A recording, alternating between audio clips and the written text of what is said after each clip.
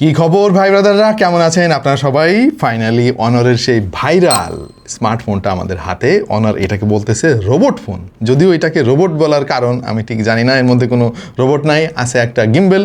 So এটারে gimbal phone বললেই আমরা বেশি খুশি হইতাম। এনিওয়ে, এই ফোনটা নিয়ে অনেক আলাপ চলতেছে এবং বলা হচ্ছে যে 2026 সালের সবচাইতে এক্সপেক্টেড ফোন হচ্ছে অনারের এই রোবট ফোনটা। অলরেডি এই ফোনটা আমরা হাতে পেয়ে গিয়েছি এবং ব্যবহার করাও শেষ মোটামুটি। আপনাদেরকে আইডিয়া দেওয়ার জন্য আমার খুবই ক্রুশিয়াল কিছু অবজারভেশন রয়েছে, যেটা আজকে আপনাদের সঙ্গে শেয়ার করব।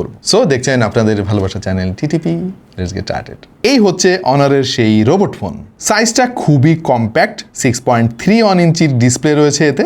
তবে ফোনের সাইজ ছোট হলে হবে কি ভাই, অনেক বেশি মোটাসোটা এবং অনেক বাল্কি। 248 গ্রাম হচ্ছে এটার ওজন।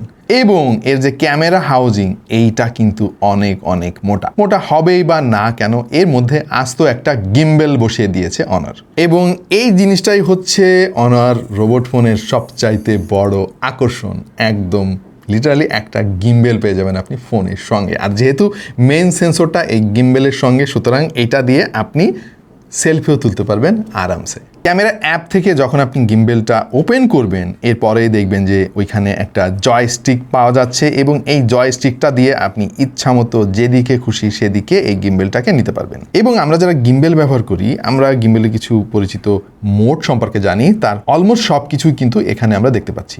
গিম্বেলের মোট 5টা মোড আপনি এখানে পাবেন। একটা হচ্ছে ডিফল্ট মোড, আরও রয়েছে tilt locked, FPV, vertical FPV রয়েছে, আরও রয়েছে সুপার স্টেডি মোড। যারা ফোন দিয়ে ভিডিওগ্রাফি করেন, আমার মনে হয় না যে এর চাইতে ভালো সুবিধা এই মুহূর্তে পৃথিবীর অন্য কোনো ফোন দিতে পারবে। সো গিম্বেলের এই মেকানিজমটা কিন্তু খুবই সফিস্টিকেটেড। একটা ফোনের মধ্যে এইরকম পাতলা একটা গিম্বেল বসিয়ে দেওয়ার ব্যাপারটা কিন্তু অতটা সহজ নয়। এর মধ্যে জড়িয়ে রয়েছে অনেক দিনের গবেষণা এবং টপ ক্লাস ইঞ্জিনিয়ারিং। ধন্যবাদ দিতে ভুলে গিয়েছি আমাদের আজকের স্পন্সর টেক অ্যান্ড টক বিডিকে। তারাই এই ফোনটা সবার আগে কিন্তু বাংলাদেশে এনেছে এবং খুব দ্রুততম সময়ের মধ্যে আমাদের স্টুডিওতে পৌঁছে দিয়েছে।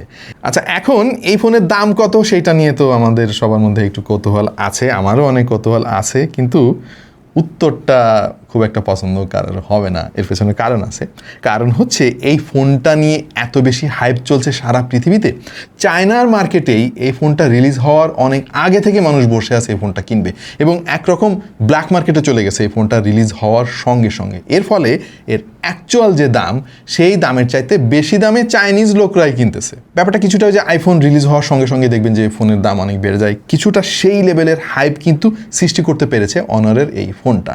এবং চায়নার মার্কেট থেকে এইটা চাইনিজদের কাছ থেকে বেশি দামে কেনা। এবং আমাদের হাতে যে ভেরিয়েন্টটা আছে, এইটা হচ্ছে 1 টেরাবাইট স্টোরেজের একটা ভেরিয়েন্ট, 16 GB র্যাম আছে এই ফোনের মধ্যে। আর tech and talk BD already এটার একটা ইউনিট বিক্রি করছে 3 লাখ টাকায় ভাই। সো আপাতত দাম কিন্তু এই দিকেই আছে। সো যারা একটু টাকাওয়ালা মানুষ, তারাই নজর দিবেন যদি কিনতে চান এই ফোনটা। বাট আমরা যারা আম জনতা, আমরা শুধু দেখেই যাবো আর কি এই জিনিসটা। এনিওয়ে, দাম আশা করতেছি কমে যাবে আস্তে আর কি, কারণ এই ফোনটার এত বেশি হাইপ চলতেছে, পাওয়াই যাচ্ছে না কোথাও। এই ফোনটা আমাদের বাংলাদেশে রিটেল ইউনিট সর্বপ্রথম এনেছে টেক অ্যান্ড টক বিডি এবং এটা হচ্ছে দ্বিতীয় ইউনিট। আমাদের হাতে যে ফোনটা এসেছে এটা হচ্ছে চাইনিজ রমের ফোন। গ্লোবাল ভার্সন এখনো লঞ্চ হয় নাই, লঞ্চ হলেও কবে হবে, আমাদের দেশে অফিসিয়ালি এই ফোনটা লঞ্চ হবে কিনা এর সম্পর্কিত কোনো তথ্য কিন্তু এখনো আমরা জানি না। বাট অনারের এইটা একটা ড্রিম প্রজেক্ট এবং অনেক আগে থেকেই তারা এই প্রজেক্ট নিয়ে কাজ করছে। মাঝে আমরা বিভিন্ন লিগ দেখেছি, টিজার দেখেছি।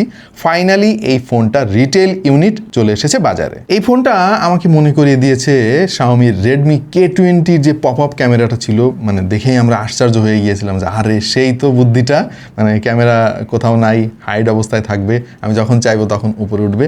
মূলত ওই মেকানিজমেরই একেবারে আধুনিক একটা ভার্সন হচ্ছে এই রোবট ফোনটা। ডিজাইনটা বাল্কি হলেও কোয়ালিটিতে কোনো কম্প্রোমাইজ কিন্তু অনার এখানে করেনি। এর ফুল বডি কিন্তু মেটালের তৈরি। ফ্ল্যাগশিপ ফোন এবং এটার স্পেকও কিন্তু flagship. Snapdragon 8 Elite Gen 5 chipset এতে ব্যবহার করা হয়েছে এবং কম্প্যাক্ট ফোন হলেও এই ফোনে রয়েছে 7060 mAh এর ব্যাটারি, সেই সঙ্গে 120 ওয়াটের ফাস্ট চার্জিং। পাশাপাশি আরও পেয়ে যাবেন 50 ওয়াটের ওয়্যারলেস চার্জিং। মানে কোনো জায়গায় কিন্তু কমতি রাখেনি অনার। এই ফোনের ক্যামেরার স্পেকও কিন্তু ভাই একদম ফ্ল্যাগশিপ লেভেলের। এর মধ্যে লেজার অটোফোকাস রয়েছে, কালার স্পেকট্রাম সেন্সর রয়েছে, 3D অটোমেটেড সাবজেক্ট ট্র্যাকিং এর ব্যবস্থা রয়েছে এবং 10 বিটের C3 log video encoding technology ব্যবহার করা হয়েছে। আপনি চাইলে র ফুটেজ নিতে পারবেন এবং লাট কালার গ্রেডিংও করতে পারবেন এডিটিং এর সময়। সো এই ক্যামেরা সেটআপ দিয়ে প্রফেশনাল ভিডিও করাও কিন্তু সম্ভব, কিন্তু সেটা কতটুকু প্র্যাকটিক্যাল নর্মাল লাইফে ক্যামেরার বদলে কেউ এই ফোনটা ব্যবহার করবে কিনা সেটা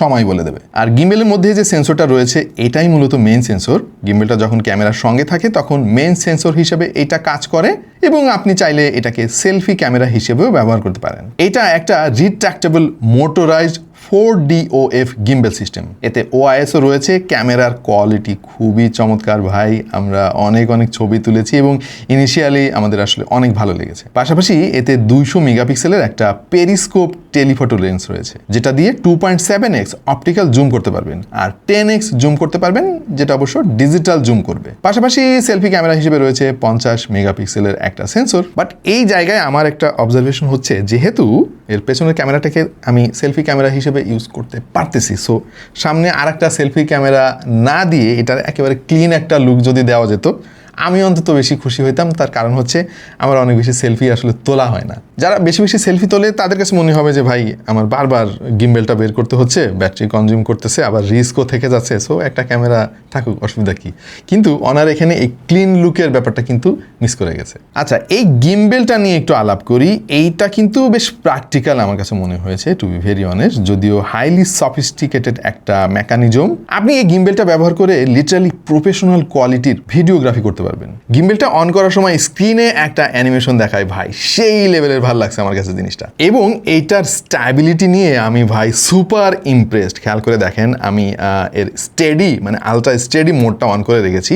ফোনটা আপনি এখন যেদিকেই ঘোরান না কেন মনে হচ্ছে যেন আমি ফোন কোনো দিকেই ঘোরাই নাই, এমনভাবে সাবজেক্টকে সে লক করে রেখেছে। মানে এটাকে খেলনা একটা গিম্বেল ভাবার কিন্তু কোনো অবকাশ নাই।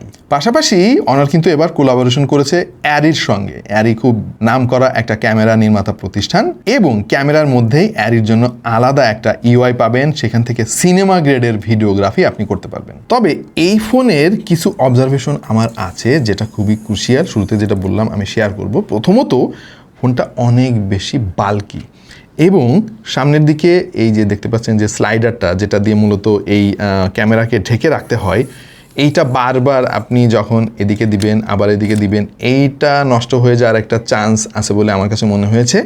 এবং সবচাইতে জরুরি যে ব্যাপারটা সেটা হলো ভাই, এই গিম্বেলটা অন থাকা অবস্থায় যদি হাত থেকে আপনার ফোনটা পড়ে যায় কি হবে সেটা আপনি বুঝতে পারতেছেন। আমার মনে হয় না যে এটা টিকবে আর কি, বিশেষ করে যদি উল্টাভাবে এভাবে পড়ে একবার, এটা শেষ ভাই। মানে আমার মনে হয় না যে এটা ঠিকঠাক মতো কাজ করবে এর ফলে, কারণ এখানে খুব সূক্ষ্ম একটা মেকানিজম কাজ করে, মানে টপ ক্লাস ইঞ্জিনিয়ারিং করা হয়েছে এখানে। এইটা একটা শখের ফোন হইতে পারে, বাট রাফ অ্যান্ড টাফ টাইপের ইউসেজ যদি আপনি করেন, আমার মনে হয় না যে এই ফোনটা আপনাকে ভালো সাপোর্ট দিবে। আর একটা ব্যাপার হচ্ছে ভাই, ফোন গরম হচ্ছে অনেক। মানে আমরা কিন্তু বেশি সময় ব্যবহার করি নাই, ধরেন 30 মিনিটের মতো একটু টিপাটিপি করে দেখতেছি যে কী অবস্থায় ফোনের। অতিরিক্ত গরম হচ্ছে এবং এমন গরম হচ্ছে যে ফোন কিন্তু হাত দিয়ে ধরাটাও অনেক কষ্ট হচ্ছে।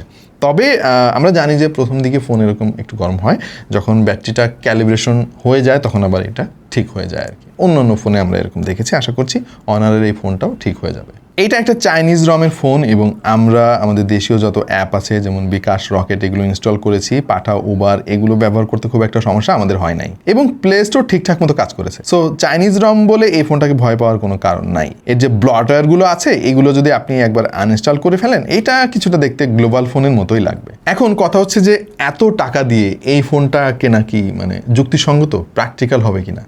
For me no. কারণ এরকম একটা জিনিস যেটাকে আমার পকেটে নিয়ে বেড়াতে হবে ডিমের মতো করে আদর করে আর কি, কখন পড়ে যাবে, কখন একদম শেষ হয়ে যাবে, 3 লাখ টাকা শেষ। সো একটা ভয় কাজ করবে সবসময়। বাট কিছু মানুষ আছে তারা শখের জন্য অনেক টাকা খরচ করতে পারেন।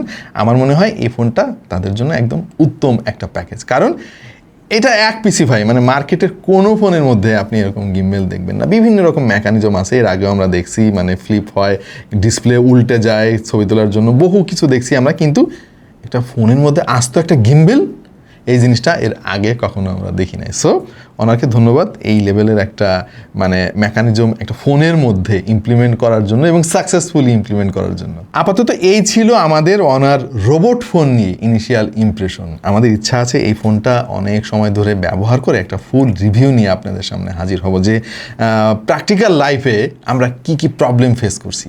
এর ফলে যেটা হবে, কেউ যদি কিনতে চান তারা আসলে একটা আইডিয়া পাবেন যে এই ফোনটা আদৌ কেনা ঠিক হবে কিনা। আপনাদের কাছে এই রোবট ফোনটা কেমন লাগলো অবশ্যই সেটা কমেন্ট সেকশনে জানিয়ে দিন। আর আপনার কাছে যদি টাকা থাকেও, এত টাকা দিয়ে এই রোবট ফোনটাকে আপনি কিনবেন সেটাও জানিয়ে দিন কমেন্ট সেকশনে। দেখা হয়ে যাবে অন্য কোনো ভিডিওতে ভিন্ন কোনো বিষয় নিয়ে। সেই পর্যন্ত সবাই ভালো থাকুন, সুস্থ থাকুন আর দেখতে থাকুন ঠিক টু দ্য পয়েন্ট।